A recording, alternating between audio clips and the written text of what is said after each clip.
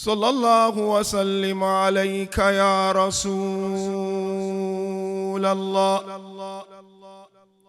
وعلى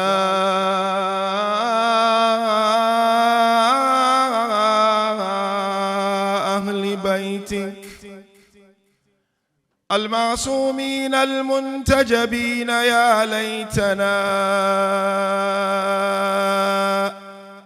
كنا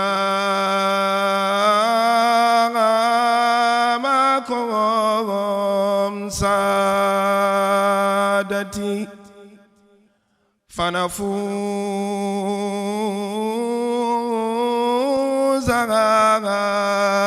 فوزا عظيما. أعوذ بالله من الشيطان اللعين الرجيم. بسم الله الرحمن الرحيم. ومن يطع الله والرسول فأولئك مع الذين أنعم الله عليهم من الصديقين والشهداء والصالحين وحسن أولئك رفيقا. آمنا بالله صدق الله العلي العظيم. With the loudest of our voices, صلوا على محمد وآل محمد.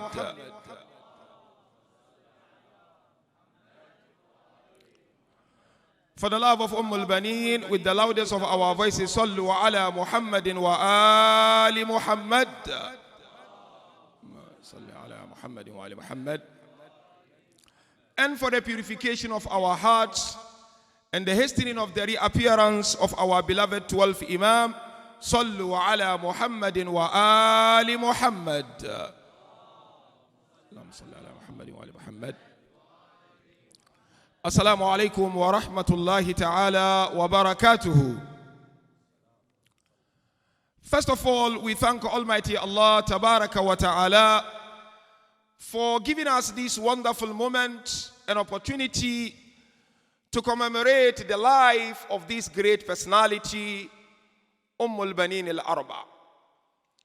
It is indeed an opportunity present to us by Almighty Allah tabaraka wa ta'ala to enhance our understanding of this great personality. And therefore, I humbly seek your indulgence, my dear brothers and sisters. Let us try as much as we can in the course of these 2 nights of Majlis to try to strengthen in our relationship with this great lady, this great personality. The verse I've just quoted from the Holy Quran is a very powerful verse. It is Quran 4 verse 69. In this beautiful verse, Allah tabaraka wa ta'ala outline who are of greater status in his sight, where he says, whoever obeys Allah and obeys the messenger of Allah, these are those whom Allah has bestowed his favor on them, and they are of the prophets, the messengers, the martyrs, and the righteous ones. And this is no doubt an excellent of companions. Now, departing from this beautiful verse, our topic of tonight is Ummul Baneen alayha salam, the symbol of righteousness. And the examination is of the following 3 stages. The first stage is to look at this title as Salihin or Salihun, the righteous ones. When the Holy Quran discusses righteous ones or righteousness, what does it mean to say someone is righteous or of righteous people. Second stage of our examination is to focus on this great personality, Ummul Baneen alayha salam. Is to look at Ummul Baneen as a symbol of righteousness. And to invite, first and foremost, myself and humbly all of us, brothers and sisters, to take cue and lesson from the life of this great lady. And then the last stage of our examination is to look at few practical tips on how to gain Allah's blessings and opportunities to serve the cause of Ahlul Bayt alayhi salatu wassalam. Because what we all would like to see in our lives is an opportunity to serve the cause of our beloved Imams. It's an opportunity to serve the cause of our beloved 12th Imam. Whatever we are doing in terms of Majlis, charity, the aim is to prepare the grounds for the reappearance of our beloved awaited Savior. First stage of the examination. This terminology or this title, as-salihun or salihin, the righteous people or the righteous ones. You see, my dear brothers and sisters, when you examine the Holy Quran, you'll realize that Quran differentiates between good deeds and righteous people or good people. In other words, Quran differentiates between Amalus Salih and then Salihun. Now, first example, you look at Surah Al-Asr. In this chapter, Allah mentioned good deeds. Wal-Asr. Inna al-insana lafi khusr. Illa alladhina amanu wa amilu salihat.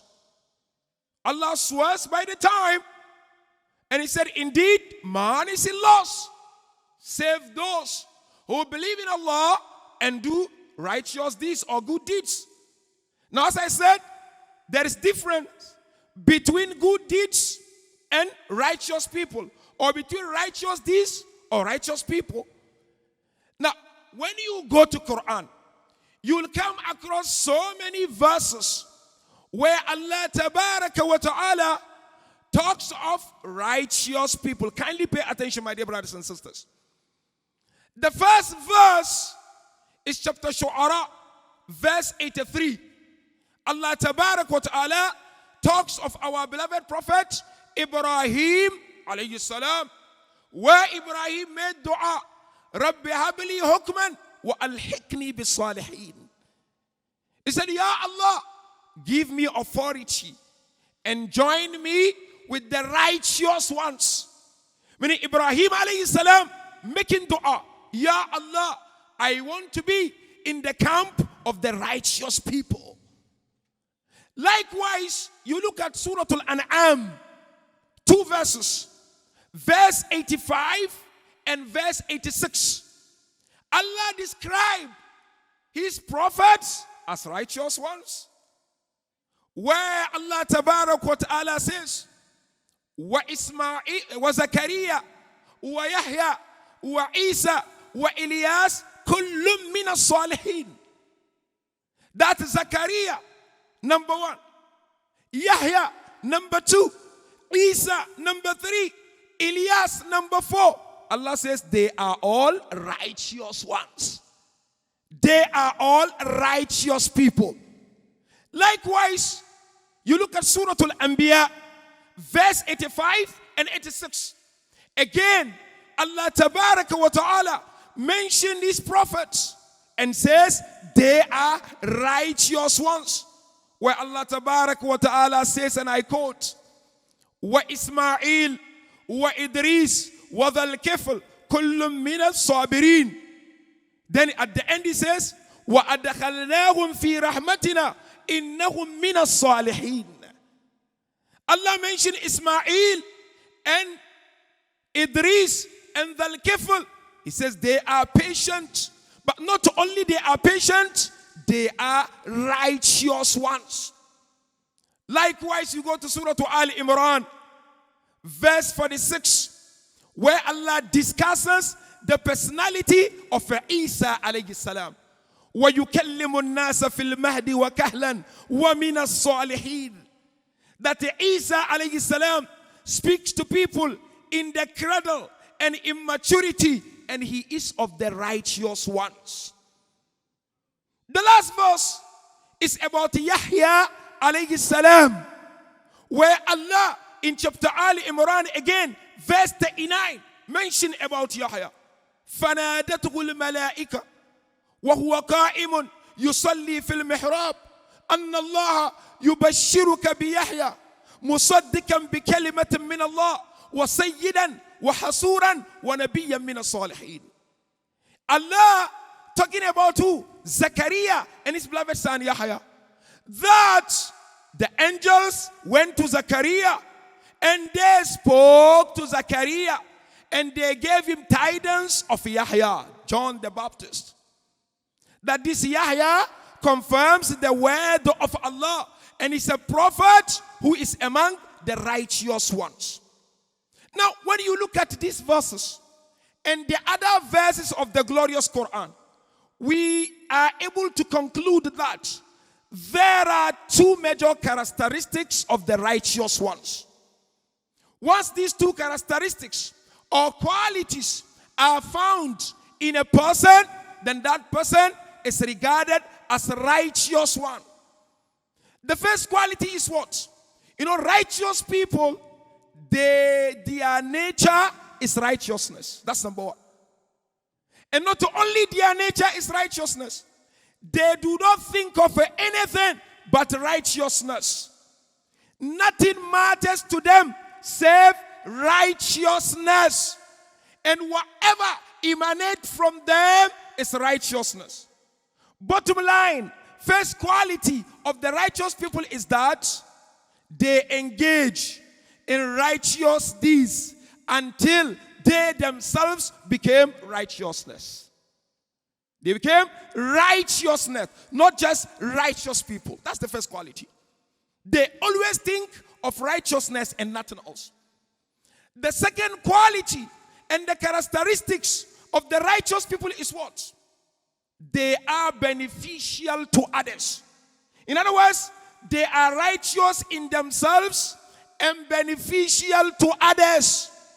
As Quran makes it very clear, is the one who guides to the truth worthy to be followed, or the one who does not guide to the truth. And so therefore the one who is able to guide to the truth is the one who is worthy to be followed, and he is what? Righteous. Now come with me, my dear brothers and sisters. Let us look at the life of Ummul Baneen alayha salam. We've all gathered tonight. Sallu ala Muhammad wa ali Muhammad. Salli ala Muhammad wa ali Muhammad. Kind request for brothers to move forward a little bit. Sallu ala Muhammad wa ali Muhammad.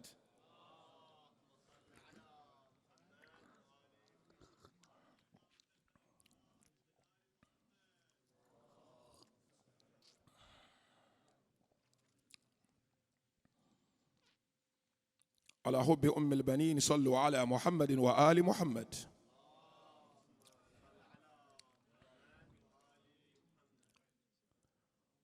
When we examine the life of Ummul Baneen alayha salam, this great lady, this great role model, you'll realize that Ummul Baneen is a symbol of righteousness. As some scholars mention, Ummul Baneen is the direction of righteous people.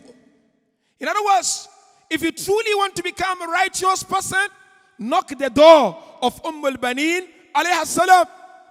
And when you examine her life, you'll realize that this lady is characterized by two special qualities. First quality, my dear brothers and sisters, is that Ummul Baneen had unbelievable connection with Ahlul Bayt alayhimus salatu wassalam. She was very sincere and very loyal, and she was determined to serve the cause of Ahlul Bayt alayhimu salatu wasalam. Let's look at examples in her life. You know, Ummul Baneen, when she came to the house of Amir al-Mu'mineen alayhi salam, so many lessons to learn from here. The moment she came to the house, she looked at Amir al-Mu'mineen alayhi salam, and she said to our beloved first Imam, kindly do not call me by my name. Kindly call me by a title. Because when you call me by my name, as her name is Fatima, you will remind Hasanain of Fatima to Zahra. Yani Ummul Baneen respected, honored, and cherished the Lady of Light. Not in the case of some of the wives of our beloved prophets. Ummul Baneen alayhi salam honored the Lady of Light. She said to Amir al-Mu'mineen, call me by a title. Hence the title Ummul Baneen gained momentum, and not her name Fatima al-Kilabiyya. Now, these traits from Ummul Baneen, her loyalty, her sincerity, her humbleness, her sense of humor and humility, prepared this lady for the divine nurturing of Amirul Mu'mineen alayhi salam. Prepared her to be a true student of Imam Ali alayhi salam. Because Imam Amir al-Mu'mineen, as we all know, was nurtured by our beloved Prophet. And the nurturing of our beloved Prophet was by Allah Tabaraka wa Ta'ala. As the Holy Prophet mentioned, Addabani Rabbi fa ahsana ta'dibi. My Lord disciplined me, and He perfected discipline me. So Ummul Baneen, by saying to Amir al-Mu'mineen alayhi salam, kindly call me by a title and not by my name, was preparing herself to directly receive the nurturing of Imam Amir al-Mu'mineen alayhi salam. And not only that, this great lady knew that she was marrying the Imam of her time and not any other ordinary person. She knew that she was going to be in the house of the Imams of her time. So in other words, Ummul Baneen, she knew the Imam of her time. She understood the Imam of her time. And that is why the nurturing she received from Amir al-Mu'mineen alayhi salam reflected and manifested in her personality. Hence, she looked after Hasanain, Sayyidah Zainab and Kulthum in a very perfect way. In fact, we have one tradition that says that one day she sat next to them and she said to them, you know, I am not a mother, but I am your servant in this house. I am here to serve you. And that is why she transferred the nurturing she received from Amir al-Mu'mineen to her beloved sons. And leader of those sons is Abu Talib Abbas alayhi salam. She was loyal. Abbas was loyal. She was sincere. Abbas was sincere. Where did Abbas get the loyalty? Where did he get the sincerity? He got it from Ummul Baneen al-Arba. And that is why we all know this line. When Abbas got to that cold water in Karbala il-Muqaddasa, Abbas could not drink the water because the Imam of his time was going to be fed from the syrups of sword. He learned it from Ummul Baneen alayha salam. So a first quality of being the symbol of righteousness is that she had unbelievable connection with Ahlul Bayt, my dear brothers and sisters. Ummul Baneen served the Ahlul Bayt in style. Serve the Ahlul Bayt smiling. Serve Ahlul Bayt and wishing more opportunities to serve the cause of Ahlul Bayt alayhimus salatu wassalam. What practical lessons do we learn here, my dear brothers and sisters? Lovers and followers of Ummul Baneen, lovers and followers of Abbas alayhi salam, we learn practical ethical lesson on how to invest our times, our resources, and our know-how or expertise in the cause and the service of Ahl Bayt al-Ismat wa Tahara. She is indeed the symbol of righteousness. You want to become a righteous person? Knock the door of Ummul Baneen alayha salam. Second quality from this great lady, when looking at her as a symbol of righteousness, is what? As scholars mention, say na'udhu billah, there is nothing to read about the life of Ummul Baneen. Isn't it enough for fadila? Isn't it enough for honor that she gave 4 sons alive to Abu Abdullah? It's more than enough that Ummul Baneen is the mother of 4 martyrs, and her footprints are all over in the land of Karbala. And not only that, Ummul Baneen alayhi salam is regarded amongst those who lamented and mourned over the tragedy of Karbala. And scholars narrate this in different, even contemporary scholars, like Ash-Shajari al-Jarjani. He writes in A'mal al-Khamisa, volume 1, page 230, where he mentioned how people mourn the tragedy of Karbala and how people remembered Abu Abdullah al-Hussain alayhi salam. You know what he said?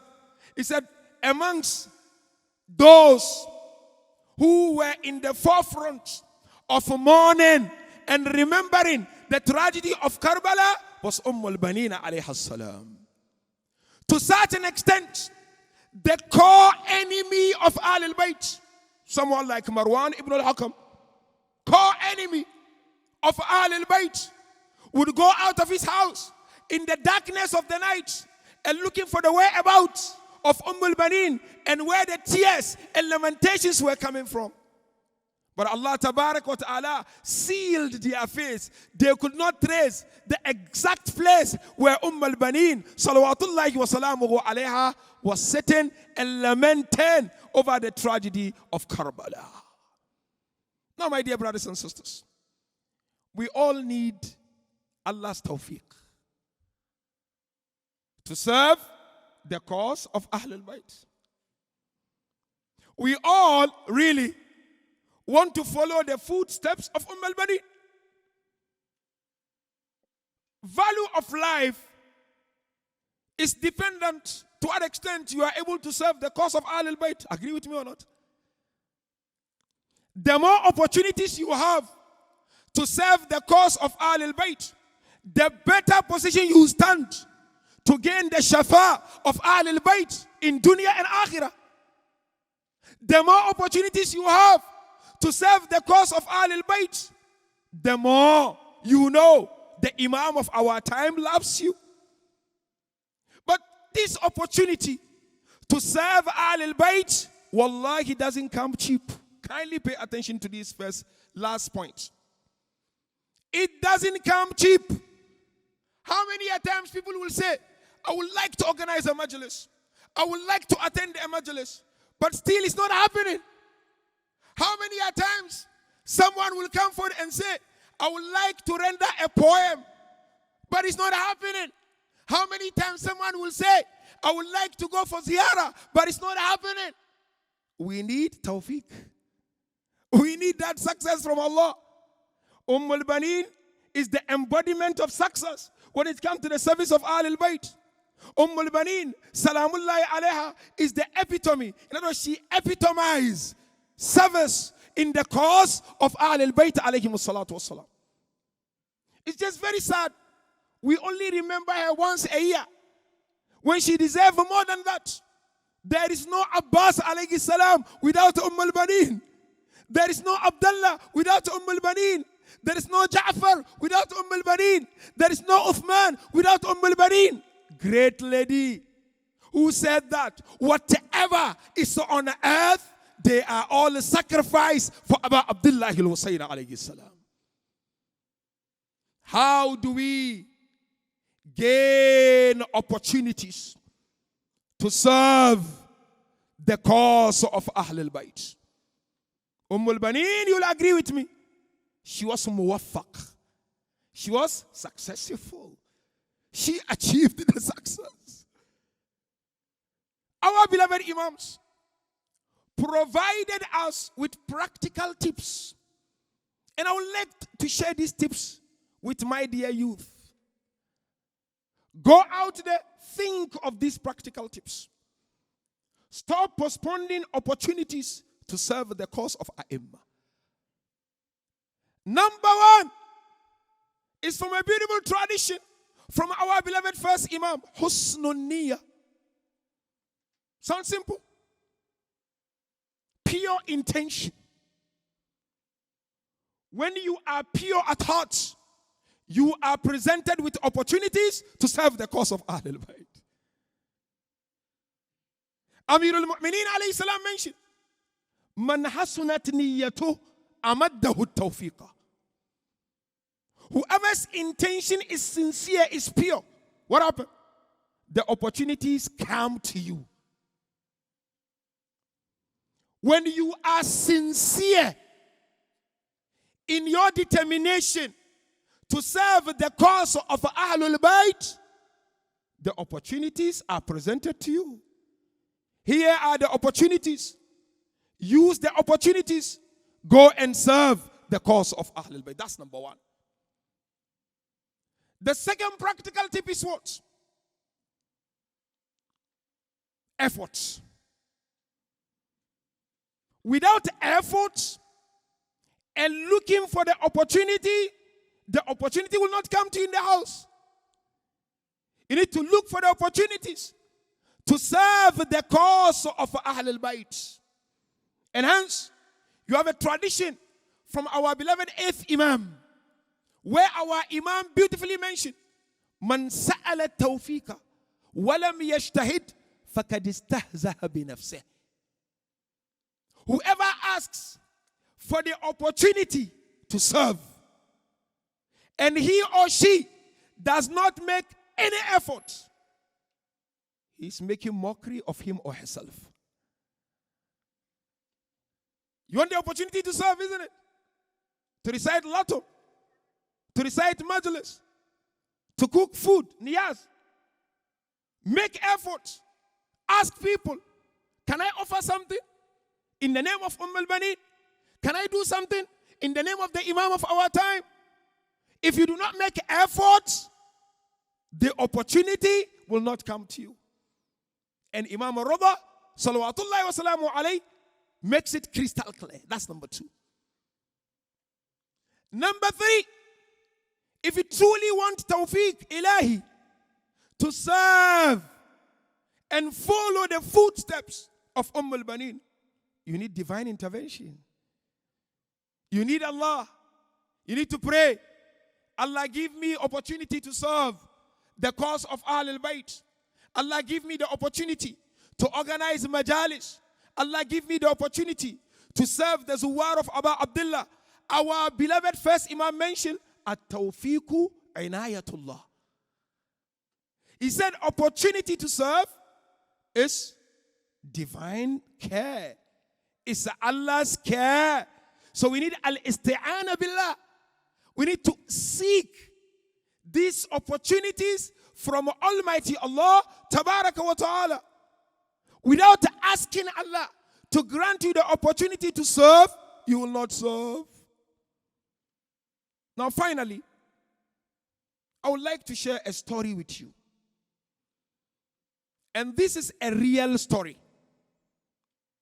When it comes to being sincere in serving the cause of our beloved Imams, in serving the cause of Ahlul Bayt alayhimus salatu wassalam.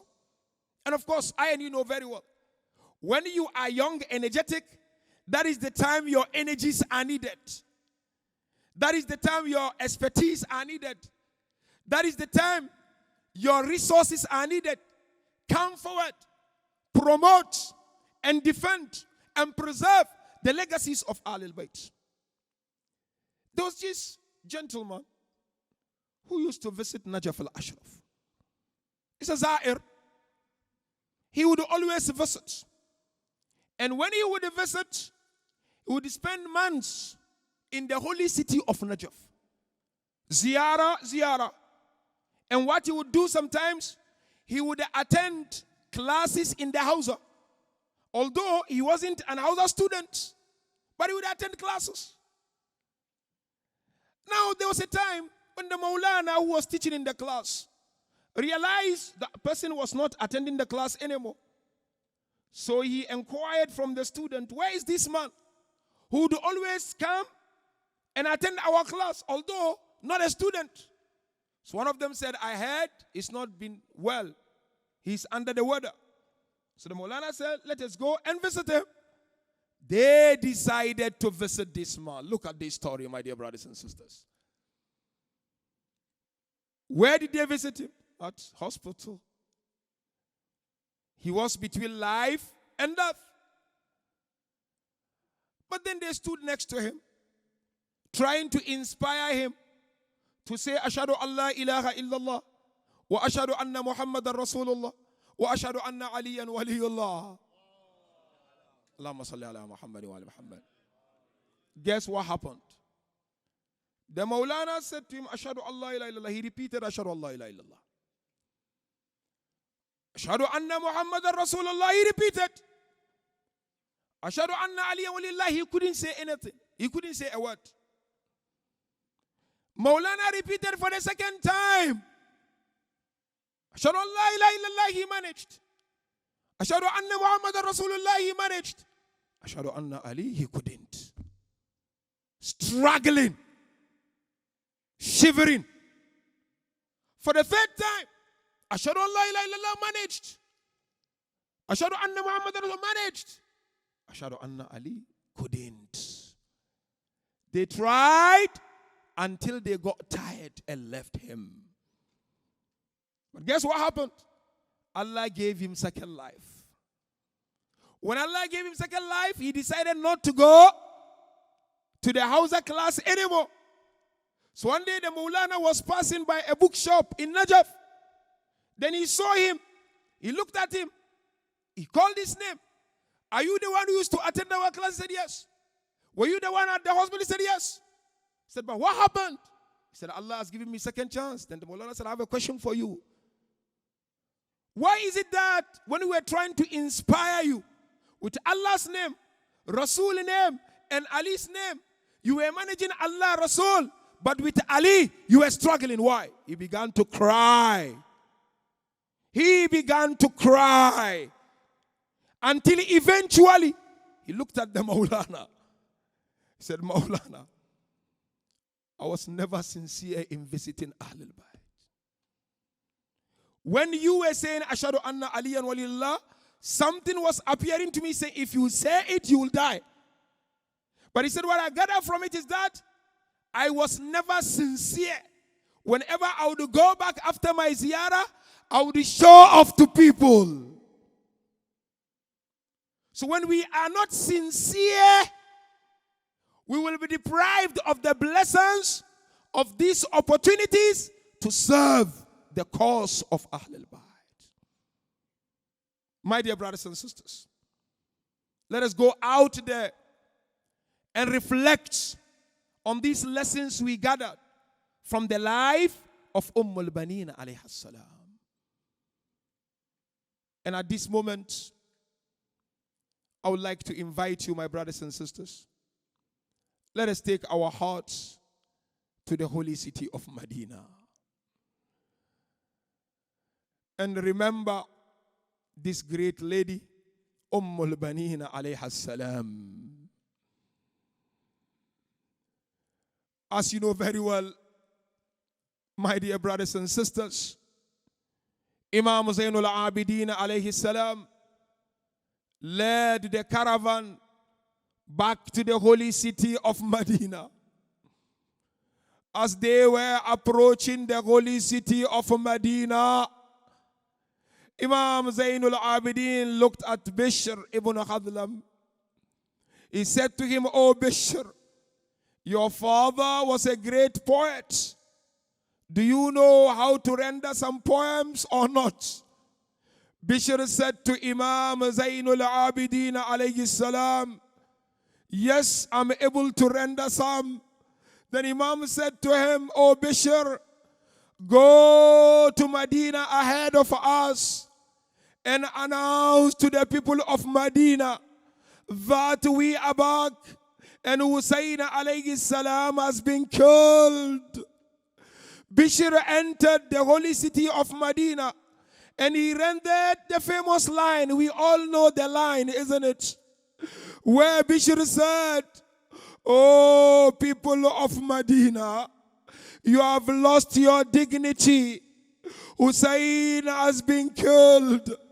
He said, "Oh, people of Medina, wake up and leave the holy city of Medina. Hussain has been killed in Karbala." He said, "Oh, people of Medina, the body of Hussain is under the horses of Banu Umayyah." Bishr began to chant and lament. He said, "Oh, people of Medina, the head of Hussain is mounted on the spear." But not only mounted on the spear, the head is torn from one city to the other. And of course, before we move on, you know very well, my dear brothers and sisters, when Bishr said the body of Abu Abdullah is under the horses of Banu Umayyah, you know what he was trying to say, isn't it? When the enemy looked at his soldiers and he said to them, "Go and sharpen the hoofs of your horses. Come and trample on the bodies of the companions of Hussain." But you realize that for each and every companion, there was a family member in the camp of the enemies. One after the other, the family would step forward and they would say, "We will not be able to trample on the body." All of a sudden, the enemy looked at his soldiers. He said to them, "Who amongst these bodies has no family amongst you?" They said, "It is only the son of Fatima al-Zahra." That was the moment he instructed them, "Go and trample on the body of Abu Abdullah." They came and began trampling on the body of Abu Abdullah. While they were trampling on the body, Imam Hussain al-Abidin was watching from far. Sayyidah Zainab came out. She looked at Zain al-Abidin. She said to him, "What is being broken out there? Is there anyone breaking bottles here?" Zain al-Abidin said, "No one is breaking bottles. Oh, Auntie Zainab, they are breaking the ribs of my father, Abu Abdullah." Allahu Akbar. They threw the body of Abu Abdullah from one corner of Karbala to the other corner of Karbala. So when Bishr ibn Azlam said, "Wal jismu bi Karbala mudarraju," Allahu Akbar, and the body is in Karbala under the horses. But you know, Allahu Akbar, when he said, "Warrasu minhu alal kanati yudaru," and the head of Abu Abdullah is mounted on the spear, and the head is being moved from one city to the other. You know, some cities when they entered, people pelted the head of Abu Abdullah with stones. Not only that, they poked the lips of Abu Abdullah. They played with the lips of Abu Abdullah. Now Bishr, as he was lamenting and announcing, Ummul Baneen heard about Bishr. She came out of the house. You know when she came out? She was carrying Fadl. Who was Fadl? Fadl was the son of Abu Fadl and Abbas. That's why he's called the Abu Fadl, isn't it? Because he had a son called Fadl. So the grandson was on the chest of Ummul Baneen. Ummul Baneen then rushed and approached Bishr ibn Adlam. She said to him, "Oh Bishr, I heard you have news for me. Bishr, tell me about Hussain." "Oh Bishr, is Hussain back or not?" Bishr looked at Ummul Baneen. He said, "Oh Ummul Baneen, can I tell you about your son Ja'far?" He said to her, "Your son Ja'far has been killed." Ummul Baneen looked at him. She said to him, "Tell me about my son Hussain." You know what Bishr said to her? He said, "Oh Ummul Baneen, take your house to Medina, my dear brothers and sisters. Oh Ummul Baneen, can I tell you about your son Uthman? He has been killed in Karbala." Look at the wilaya of Ummul Baneen. Look at the love of Ummul Baneen for Abu Abdullah. She looked at Bishr. She said, "Bishr, can you tell me about Hussain?" He said, "Oh Ummul Baneen, can I tell you about your son Abdullah? He has been killed in Karbala." She said, "Oh Bishr, tell me about my son Hussain. Is he back in Medina or not?" That was the moment when Bishr said to Ummul Baneen, "Oh Ummul Baneen, can I tell you about your son Abu Fadl al-Abbas?" He said, "Oh Ummul Baneen, they severed the two arms of Abbas."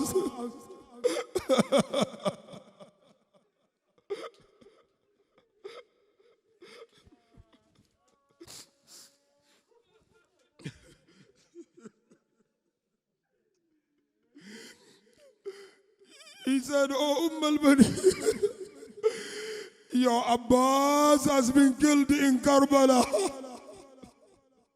But you know what happened? Upon hearing the name Abbas, she fell down. Remember, Fadl was on the shoulder of Ummul Baneen. The grandson also fell down. When they fell down, she looked at Bishr. She said to Bishr, "Bishr, you have cut my heart into pieces." "Oh Bishr, tell me about Hussain."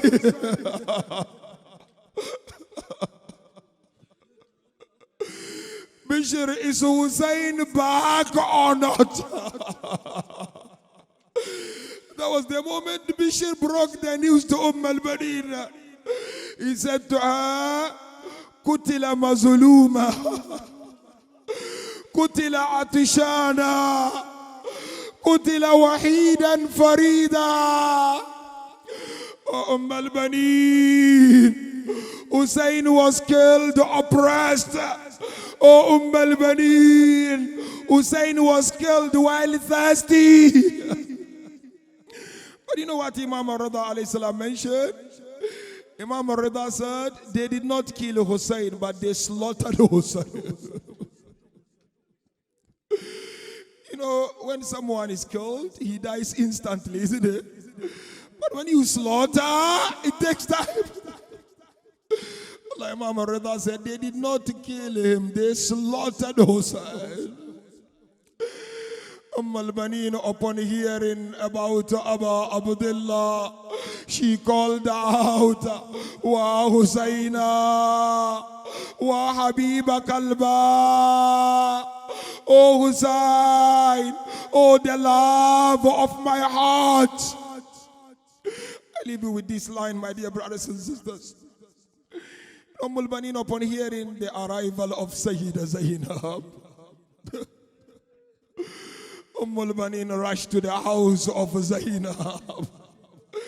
But Zainab already instructed people not to allow anyone inside the house, as they needed time to mourn and lament over the tragedy of Karbala. But the lady went back and said to Zainab, it is Ummul Baneen. Zainab then said, Ummul Baneen is one of us, allow her in. When she entered, Ummul Baneen cried and lamented, Wa Hussaina! Rahmallahu man nada wa Hussaina. Then all of a sudden Sayyidah Zainab said, Wa akha wa Abbas. Ala la'natullah ala al-qawmi al-zalimin. Inna lillah wa inna ilayhi raji'un. Wa saya'lamu alladhina zalamu ala Muhammad ayya munkalabin yankalibun.